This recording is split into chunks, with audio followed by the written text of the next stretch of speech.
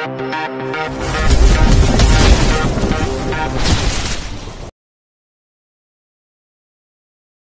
9. Cinta sekretaris pilihan Papa. Brian meremas tisu yang baru dia pakai, untuk membersihkan wajahnya dari semburan Anneliese. Dua bola matanya membulat sempurna, seakan ingin memakan Anneliese hidup-hidup lantaran berani menyembur wajahnya dengan air minum. Anneliese, kamu dapat SP1. Geram Brian sewot. Masih untung air semburannya hanya sedikit, kalau sampai membuat seluruh wajah Brian basah kuyup, sudah dipastikan Anneliese langsung dipecat detik itu juga. Tapi Pak, ini bukan salah saya. Coba Pak Brian tidak membuat saya kaget, mana mungkin saya. Anneliese tidak meneruskan perkataannya, ketika melihat tatapan mata Brian semakin tajam.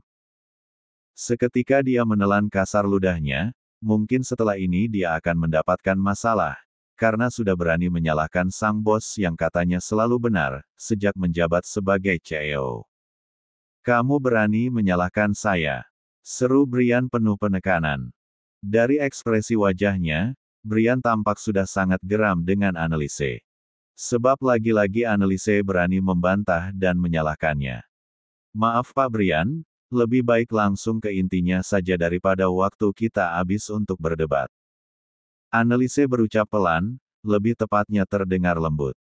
Sepertinya Anneliese mengantisipasi agar tidak memancing emosi Brian.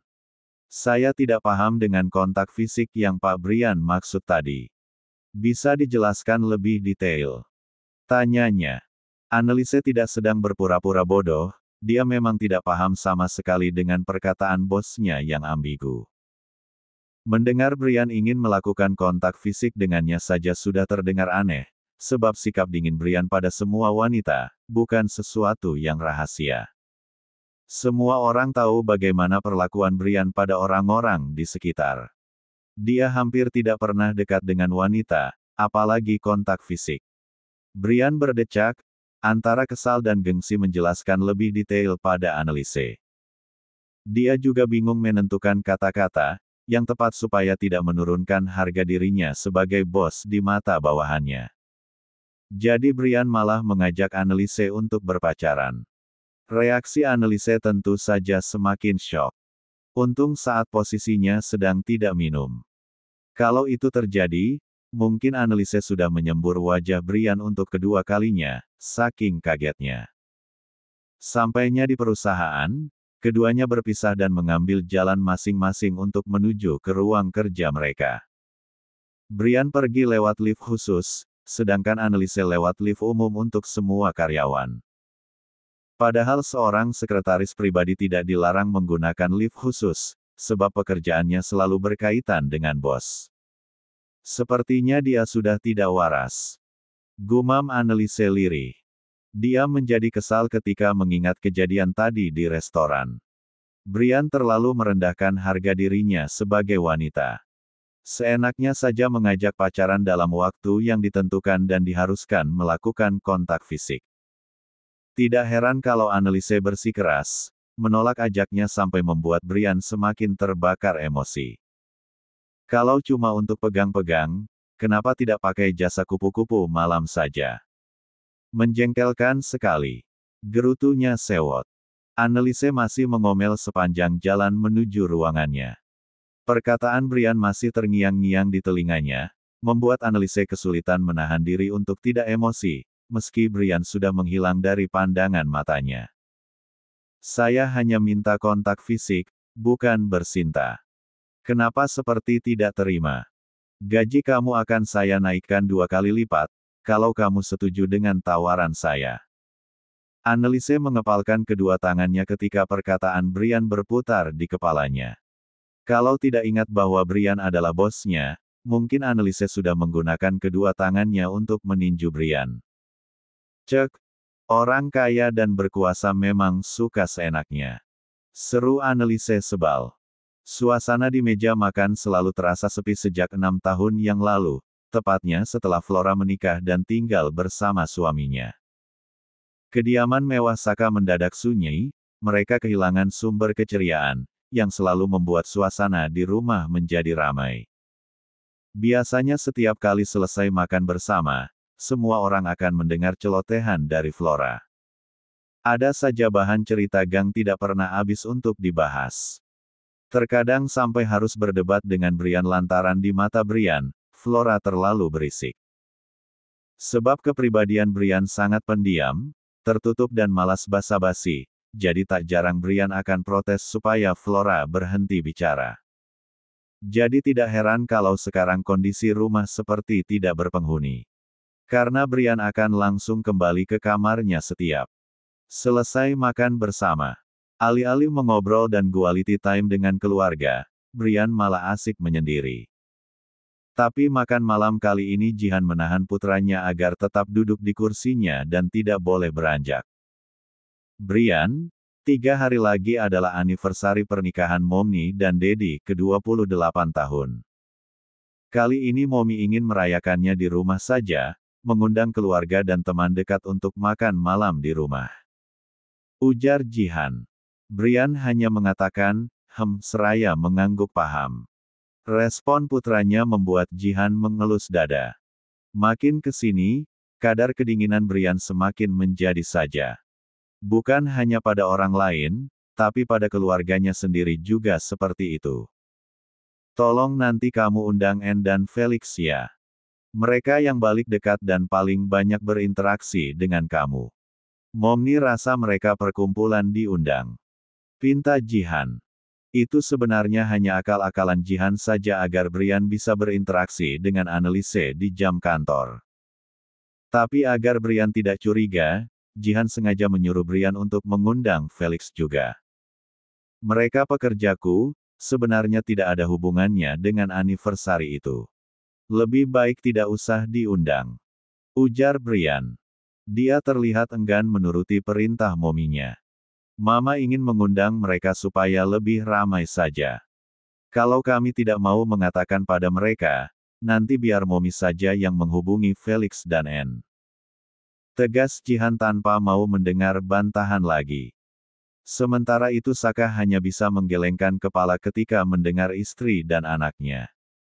Ya sudah, terserah Momi saja. Brian akhirnya pasrah, sebab tidak ada kemungkinan bisa menentang keputusan mominya. Bab 10.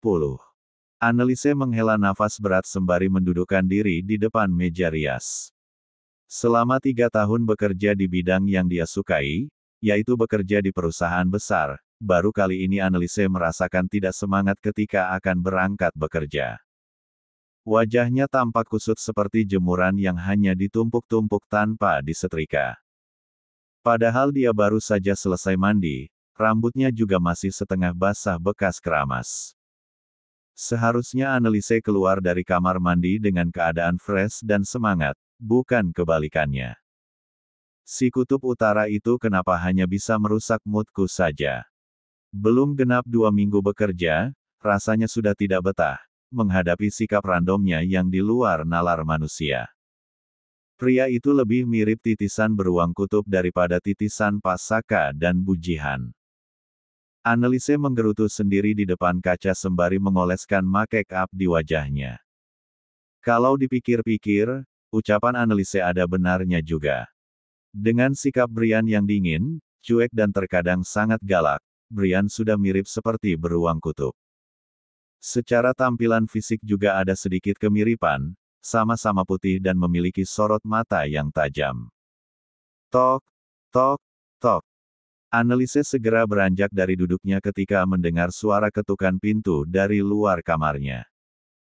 Pintu kamarnya memang dikunci sejak semalam, Annelise belum keluar dari kamarnya sampai saat ini.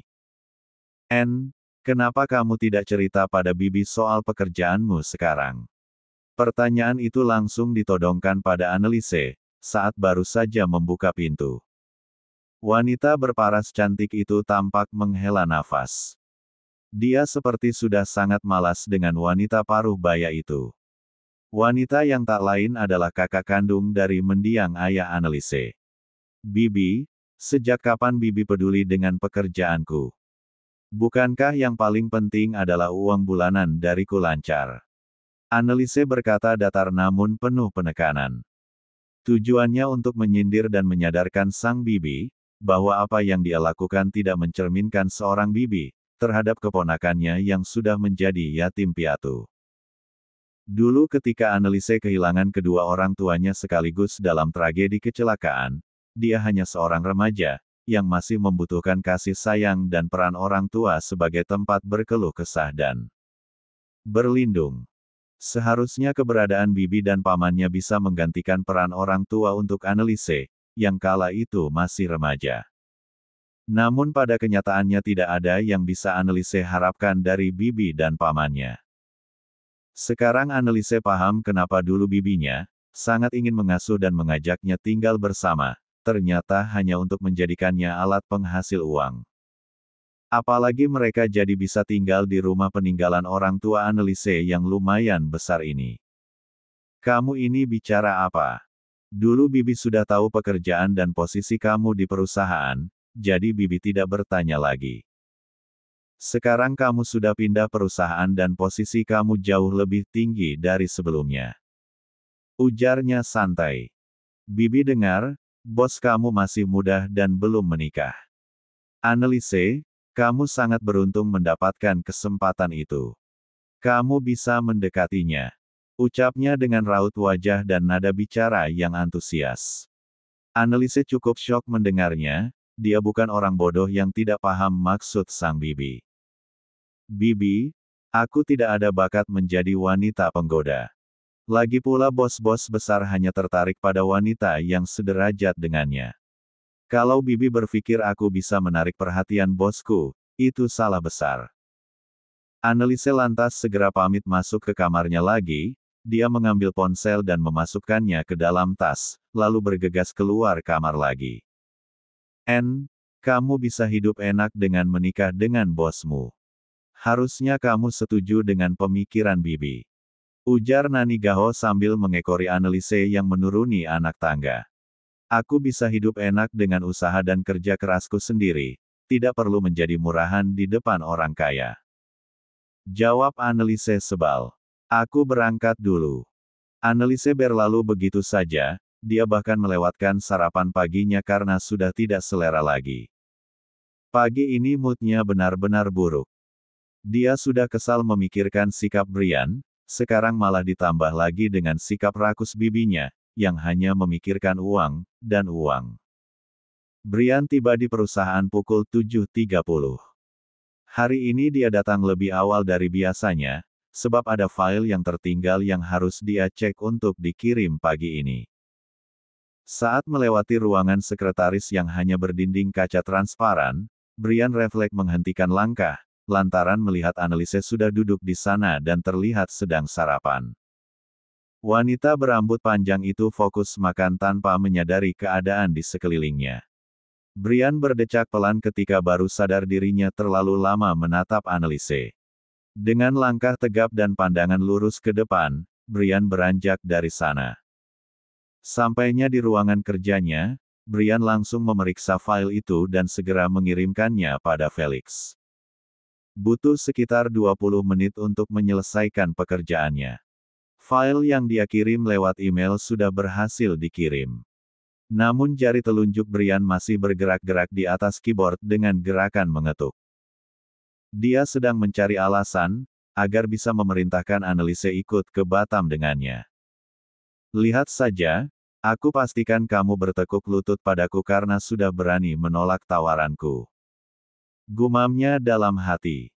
Seketika Brian meraih telepon kantor dan menghubungkannya ke ruangan Anneliese. Ke ruanganku sekarang. Titahnya. Tanpa basi-basi, Brian langsung menutup telepon sebelum Anneliese menjawab. Jelas saja wajah Anneliese semakin masam dan cemberut di sebelah sana. Wanita itu berdiri dari duduknya, dengan menghentakkan kaki dan berjalan menuju ruangan sang bos. Anneliese mengetuk pintu terlebih dulu sebelum masuk ke dalam ruangan. Dia menormalkan ekspresinya dan berusaha untuk profesional selama berada di perusahaan meski sebenarnya sangat malas berhadapan dengan Brian. Pak Brian butuh sesuatu. Tanya Anneliese ramah, walaupun wajah Brian tampak menjengkelkan. Minggu depan kamu ikut saya ke Batam. Saya tidak bisa menghandlenya sendirian, karena harus menghadiri beberapa rapat penting di sana.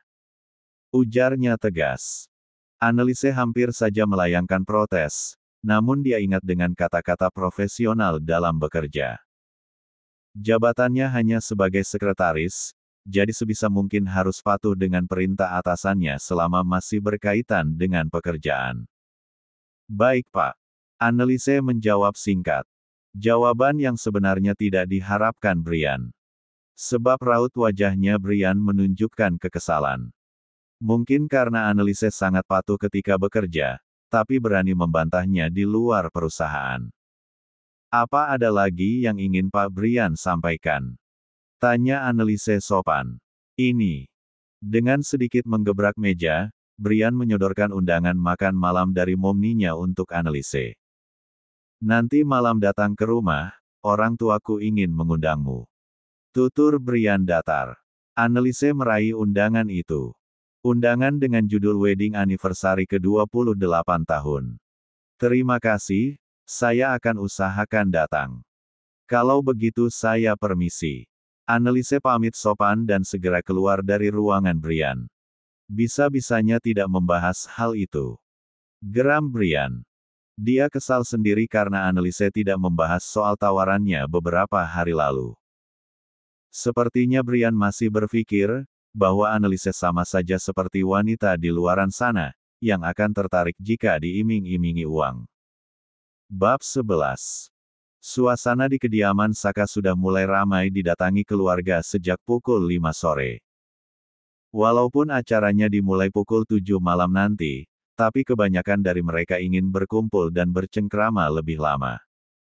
Jadi memutuskan datang 2 jam sebelum acara dimulai. Perkumpulan keluarga besar seperti ini sangat jarang terjadi. Sebab semua orang sudah punya kesibukan masing-masing, jadi sangat jarang bisa berkumpul di luar acara keluarga. Saka kedatangan sang kakak, Tasya. Saudara satu-satunya itu datang bersama suami dan kedua anaknya, menantu serta cucu-cucunya. Total ada 9 keluarga dari Tasya yang ikut hadir. Kedua orang tua Saka dan Tasya sudah tiada. Papa Mahesa dan Mama Sonia meninggal sejak 20 tahun yang lalu. Ketika Brian baru berusia 5 tahun. Sementara itu dari pihak keluarga Jihan, hanya sang adik Juna beserta keluarganya. Ada istri serta ketiga anaknya. Total ada 5 anggota keluarga. Sedangkan Mama Dewi sudah meninggal sekitar 8 tahun yang lalu. Di usia ke-70 tahun. Acara makan malam bersama untuk memperingati anniversary itu, tentunya dihadiri juga oleh anak pertama Saka dan Jihan. Flora beserta suami dan anaknya. Sekitar 40 orang anggota keluarga, dan kerabat dekat memenuhi aula di samping rumah, yang disulap menjadi tempat acara dengan beberapa meja dan kursi yang tersedia di sana. Sebenarnya hanya acara makan malam biasa, tapi terkesan sangat ramai karena dipenuhi keluarga besar. Mereka hanya mengundang 10 orang dari perusahaan, termasuk Felix dan Jasmine dari perusahaan milik Brian. Brian terpantau sedang berdiri di dekat dinding kaca yang menghadap ke halaman depan rumah. Sesekali dia memainkan ponsel dan terkadang melihat jam. Menunggu siapa? Seseorang dengan suara bariton menyapa Brian, sembari menepuk pundaknya.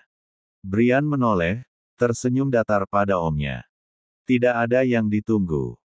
Jawabnya. Om Juna bukannya 2 hari lalu baru pulang dari Jepang. Kenapa tidak mengajak Yoshua? Tanyanya basa-basi. Brian memang tidak bisa memulai obrolan, dia terlalu cuek, termasuk pada anggota keluarnya sendiri. Istrinya baru melahirkan 3 minggu yang lalu. Tidak memungkinkan untuk ikut. Jawab Juna. Brian hanya mengangguk-angguk. Kamu sudah 25 tahun, tidak ada rencana memiliki kekasih. Walaupun sudah nyaman dengan kehidupan kamu saat ini, tapi kamu tetap membutuhkan pendamping untuk menemani hari tuamu. Tutur Juna. Juna yang biasanya tidak mau ikut campur soal kehidupan keponakannya itu, kini mulai tertarik untuk mencari tahu kenapa Brian tidak mau memiliki kekasih sampai detik ini. Juna bisa bilang bahwa Brian tidak mau memiliki kekasih, sebab dia tahu bahwa banyak wanita di luar sana yang tertarik pada Brian. Jika Brian mau, Brian hanya perlu menunjuk saja untuk memiliki kekasih. Aku bisa melakukan semuanya sendiri, tidak butuh teman hidup. Jawabnya penuh percaya diri. Juna sampai terkekeh mendengar pernyataan konyol Brian. Untuk memiliki keturunan, manusia tidak bisa melakukannya sendiri. Kita bukan amuba yang bisa membelah diri untuk berkembang biak. Ujar Juna diselipi tawa geli. Ada istilah sewa rahim untuk punya keturunan. Tanpa harus menikah dan berhubungan badan. Sahut Brian enteng. Juna melongo, dia tidak bisa berkata-kata. Keturunan Saka yang satu ini memang ada gila-gilanya. Alih-alih menasehati Brian lagi, Juna malah buru-buru meninggalkan keponakannya itu. Sepertinya ini akan menjadi nasihat pertama dan terakhir dari Juna. Anneliese turun dari mobil Felix, yang diparkirkan di halaman rumah Saka. Wanita bak di tangannya. Pak Felix, apa kita terlambat? Halamannya sudah penuh dengan mobil. Sepertinya kita tamu terakhir. Ujarnya pada Felix yang juga baru turun dari mobil. Mereka berdua berangkat bersama, lebih tepatnya Anneliese yang minta satu mobil dengan Felix. Sebab Anneliese merasa malu jika datang sendiri. Felix menatap arloji di pergelangan tangannya, lalu menggeleng pelan. Acaranya dimulai pukul 7, masih ada waktu sekitar 20 menit lagi sebelum dimulai. Ayo masuk. Felix berjalan lebih dulu menuju bangunan aula yang terletak di samping rumah utama. Pria itu sudah hafal beberapa sudut rumah bosnya karena sering datang ke rumah. Anneliese tampak ragu-ragu untuk masuk, jadi dia masih berdiri di luar pintu. Sedangkan Felix sudah melangkah masuk dan menyapa Saka serta Jihan yang berdiri tak jauh dari pintu masuk. Pria itu juga membawa kado untuk anniversary orang tua bosnya. Kenapa hanya berdiri di luar? Jihan menyapa ramah ketika melihat Anneliese kebingungan di luar. Wanita parubaya itu tampak izin pada suaminya sebelum menghampiri Anneliese. Kenapa tidak langsung masuk? Jangan sungkan. Ujar Jihan ramah. Anneliese menjadi semakin tidak enak, karena diperlakukan ramah dan baik oleh Jihan. Dia lantas tersenyum lebar meski terlihat kaku karena sedikit canggung. Selamat Bu, semoga pernikahan Ibu Jihan dan Pak Saka selalu diberkahi dan selalu bahagia. Anneliese menyodorkan buket bunga dan paper bag itu pada Jihan. Amin, terima kasih Anne. Kamu juga harus bahagia. Jihan mengusap pucuk kepala Anneliese setelah menerima hadiah darinya. Seketika mata Anneliese berkaca-kaca, hati tersentuh dengan perhatian dan ketulusan Jihan. Anneliese jadi teringat dengan mendiang mamanya. Sejak ditinggal selama-lamanya oleh wanita yang melahirkannya, baru kali ini Anneliese merasakan seseorang yang begitu tulus dan penuh kasih sayang ketika mengusap kepalanya. Kamu baik-baik saja. Jihan menjadi panik ketika Anneliese tiba-tiba meneteskan air matanya, namun segera dihapus. Saya baik-baik saja, hanya teringat dengan mendiang orang tua. Ujarnya lirih, lalu memaksakan senyum. Jihan tidak kaget, dia sudah mencari tahu asal-usul Anneliese dan kedua orang tua Anneliese memang sudah tiada. Jihan meminta maaf, lalu mengajak Anneliese mengobrol agar tidak larut dalam kesedihan. Keduanya lantas masuk ke dalam.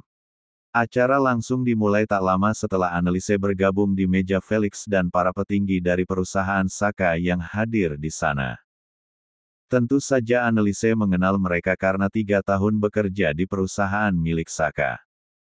Tante, itu wanita itu yang ingin dijadikan menantu oleh Mommy, bisik Flora pada Jasmine seraya menatap ke arah Anneliese. Jasmine segera mengikuti arah pandangan Flora dan langsung tahu wanita yang dimaksud oleh Flora. Dia terlihat baik dan sederhana. Sangat cocok untuk Brian. Komentar Jasmine. Dia langsung memberi sinyal setuju kalau memang jodoh keponakannya adalah Anneliese. Lihat, Brian sepertinya tertarik padanya. Flora sudah mengalihkan pandangannya pada Brian. Posisi meja Brian ada di samping meja Annelise. Sekarang pria itu kedapatan sedang mencuri-curi pandang ke arah Annelise. Kita doakan saja supaya mereka berdua bisa bersatu. Tapi sepertinya akan melewati proses yang panjang. Kamu tahu sendiri adikmu sangat dingin dan gengsinya setinggi langit. Tutur Jasmine seraya terkekeh geli. Flora mengangguk setuju. Sikap dingin dan gengsi itulah yang membuat Flora kesal pada adiknya sendiri. Bab 12. Acara dimulai dengan sambutan singkat dari Saka. Pria itu memang tidak pandai merangkai kata-kata untuk diutarakan mengenai perasaannya.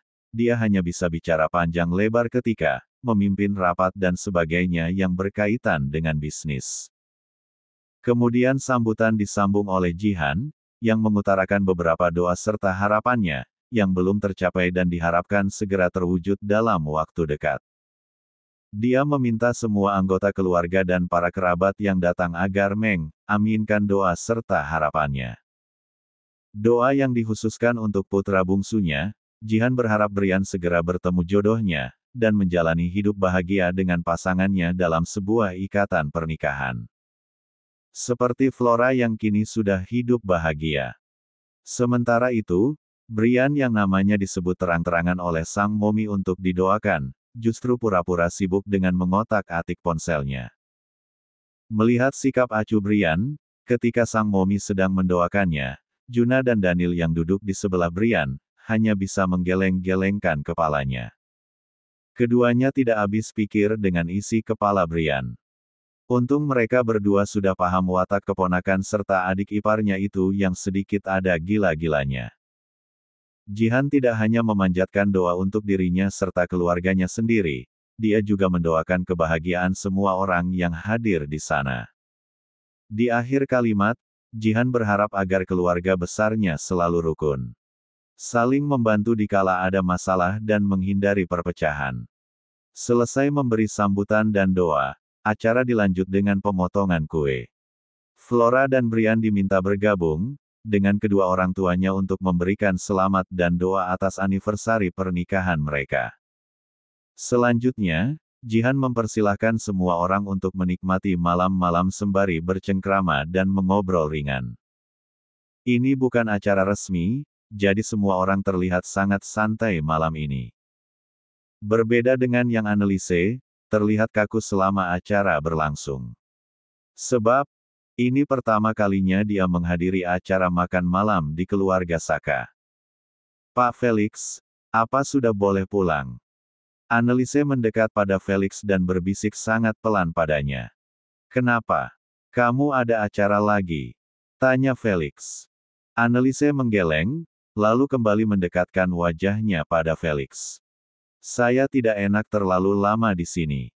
Tapi bagaimana caranya pamit sekarang? Annelise menjadi gusar sendiri. Dia sudah tidak nyaman berada di sana meski semua orang terlihat ramah padanya. Mungkin karena 90% dihadiri oleh keluarga besar Brian, jadi Annelise menjadi tidak nyaman karena merasa seperti berada di tengah-tengah orang asing. Felix tampak kebingungan. Dia sampai menggaruk tengkuknya yang tidak gatal. Felix sendiri juga tidak tahu bagaimana caranya pamit pulang, di saat semua orang baru selesai makan. Di meja lain yang sejajar dengan meja Annelise, Daniel sengaja berdehem sangat keras. Brian yang ada di sampingnya sampai terperanjat kaget, dan langsung memelototi kakak iparnya itu. Daniel terkekeh geli melihat wajah kesal Brian. Dia kembali membuat ulah dengan menyenggol lengan Brian, seraya menggerakkan alisnya ke arah Annelise. Tentu saja Brian mengikuti arah tatapan Daniel. Sedikit saja kamu terlambat, wanita itu akan jatuh ke pelukan asistenmu. Lirih Daniel dengan senyum jahil. Dia diam-diam memperhatikan Brian yang masih terus curi-curi pandang ke arah Annelise ketika makan. Hal itu membuat Daniel yakin bahwa Brian memiliki ketertarikan pada Annelise. Karena tidak biasanya Brian mencuri-curi pandang untuk menatap wanita. Jangankan sering menatap, Brian seperti malas walaupun hanya sekedar melirik wanita. Jangan bicara omong kosong, tidak ada urusannya denganku. Sahut Brian acuh. Dia meraih minuman di depannya dan menenggaknya sampai habis. Daniel memutar malas bola matanya. Gengsi Brian terlalu besar, tinggal, panjang dan lebar. Padahal jelas-jelas menunjukkan ketertarikan, tapi berlagak tidak suka. Saya pamit pulang Pak Saka, Ibu Jihan. Anneliese menyalami keduanya bergantian. Setelah memaksakan diri tetap berada di sana selama 2 jam, Anneliese akhirnya memberanikan diri untuk pamit dengan alasan ada urusan mendadak. Sayang sekali tidak bisa lebih lama. Lain kali ibu akan undangan kamu makan malam lagi. Ucap Jihan seraya mengusap lembut pundak Anneliese. Bukannya pura-pura bersikap baik untuk menarik perhatian Anneliese, tapi sikap Jihan memang seperti itu pada siapapun yang bersikap baik padanya. Terima kasih Bu. Anneliese tersenyum haru karena perlakuan baik dari Jihan. Tunggu sebentar, kamu jangan pulang pakai taksi. Biar Brian yang antar kamu pulang. Jihan memegang tangan Anneliese untuk menahannya. Sayang, tolong beritahu Brian agar mengantar N. Pinta Jihan pada Saka. Pria itu tentu saja tidak akan menolak permintaan istrinya. Terima kasih, saya pakai taksi saja Bu. Tolak N sopan. Namun Jihan sama sekali tidak mau menerima penolakan. Dia beralasan ingin memastikan semua tamunya sampai di rumah dengan selamat. Baik, aku panggilkan Brian dulu.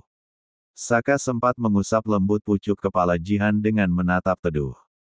Melihat sikap manis Saka pada Jihan, Anneliese jadi bergumam sendiri dalam hati. Sebenarnya Pak Brian anak siapa? Sikap Brian dan kedua orang tuanya bagaikan bumi dan langit di mata Anneliese. Dia tidak tahu saja kalau Saka pernah bersikap sangat dingin pada Jihan, sampai akhirnya menjadi sangat romantis dan lembut setelah bucin. Anneliese berjalan mengekori Brian yang berjarak sekitar 3 meter di depannya. Langkah Brian cukup lebar, membuat Anneliese kesulitan menyesuaikan langkahnya. Terlebih dia memakai sepatu hak tinggi. Saya tunggu di sini Pak. Ujar Anneliese sedikit keras, sebab Brian hampir masuk ke dalam rumah untuk mengambil kunci mobilnya.